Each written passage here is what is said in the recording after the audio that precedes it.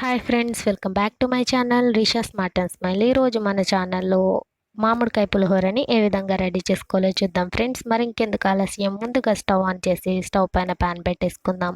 ఇందులో ఒక 3 table spoons వరకు ఆయిల్ని యాడ్ చేసుకుందాం ఫ్రెండ్స్. మనం చేసుకునే ఏ పులిహోరలోకైనా ఆయిల్ అనేది ఎక్కువగా ఉంటే మనకి టేస్ట్ అనేది బాగుంటుంది కదా ఫ్రెండ్స్. సో అందుకనేసి ఒక 3 టేబుల్ స్పూన్స్ వరకే ఆయిల్ని యాడ్ చేసేసుకోండి. ఇప్పుడు ఇందులోకి పోపు దినుసులను యాడ్ చేసుకుందాం.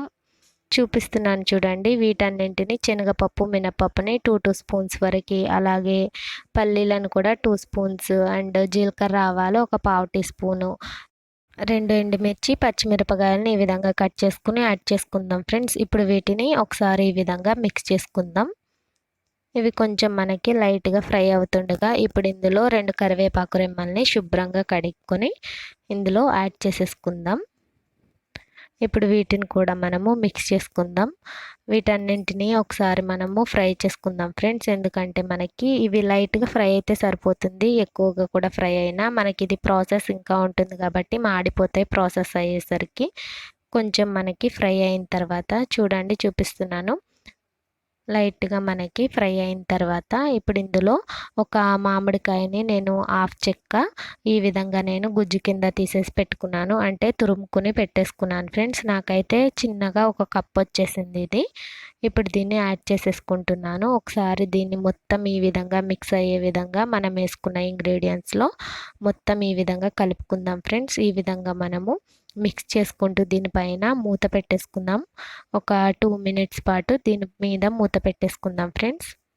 చూడండి, 2 మినిట్స్ తర్వాత మూత తీసి చూస్తున్నాను. మనకి ఇవనేది మనం వేసుకున్న మామిడికాయ గుజ్జు అనేది మనకి కుక్ అయిపోయింది. ఎందుకంటే మనము తురుముకుని యాడ్ చేసుకున్నాం కాబట్టి తొందరగానే మనకి ఇది కుక్ అయిపోతుంది. కుకింగ్ ప్రాసెస్ ఎక్కువ టైం కూడా తీసుకోదు మనకి. మొత్తము ఈ విధంగా ఒకసారి మిక్స్ చేసేసుకుందాము. ఇప్పుడు ఇందులోకి ఒక 1/2 టీ స్పూన్ వరకు పసుపును యాడ్ చేసుకుందాం ఫ్రెండ్స్.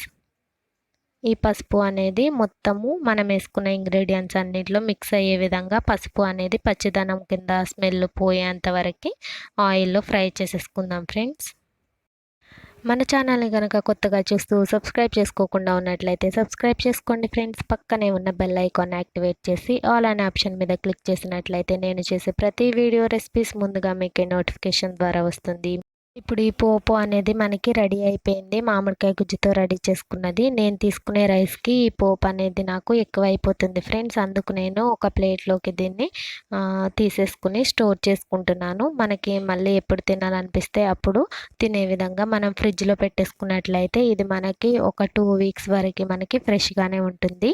నాకైతే ప్రస్తుతానికి ఎంత సరిపోతుందో అంతే నేను ఉంచుకుని మిగతాది నేను స్టోర్ చేసేసుకుంటున్నాను ఈ విధంగా. ఇప్పుడు చూడండి, ఒక 1/2 కప్ వరకే రైస్ నేను ఇందులోకి యాడ్ చేసేసుకుంటున్నాను. ముందుగానే నేను రైస్ని కుక్ చేసి పెట్టుకున్నాను. ఇప్పుడు దీన్ని ఈ విధంగా మొత్తము మనము వేసుకున్న తాలింపు అనేది మామిడికాయ గుజ్జుతో రెడీ చేసుకున్నది దీని రైస్కి పట్టే విధంగా మొత్తము ఈ విధంగా ఫ్రై చేసుకున్న తర్వాత ఇప్పుడు ఇందులోకి మనకి మీ టేస్ట్కి ఎంత అయితే సరిపోతుందో సాల్ట్, అంత సాల్ట్ని యాడ్ చేసుకోవాలి. నా టేస్ట్కి సరిపడే సాల్ట్ని నేను ఇప్పుడు ఇందులో యాడ్ చేసేసుకుంటున్నాను ఫ్రెండ్స్. నేనైతే ఒక 2 టేబుల్ స్పూన్స్ వరకు యాడ్ చేసుకున్నాను సాల్ట్ని. నాకైతే 2 టేబుల్ స్పూన్స్ వరకు సరిపోయింది. సాల్ట్ని యాడ్ చేసుకున్న తర్వాత మొత్తము మనకి ఇంగ్రీడియంట్కి మనం వేసుకున్న రైస్కి పట్టే విధంగా ఈ సాల్ట్ అనేది ఈ విధంగా మొత్తం ఒకసారి మిక్స్ చేసేసుకుందాం ఫ్రెండ్స్.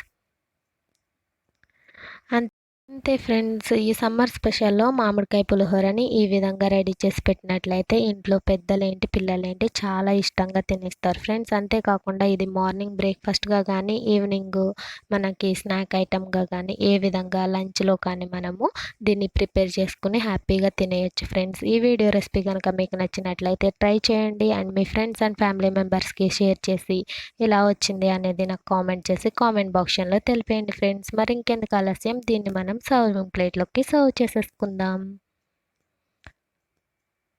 చూడండి ఫ్రెండ్స్, ఈ విధంగా మనము ప్లేట్లోకి సర్వింగ్ చేసేసుకుని మనం టేస్టీ మామిడికాయ పులిహోరని ఇంచగ్గా మనము ఎంజాయ్ చేస్తూ తినేయచ్చు ఫ్రెండ్స్.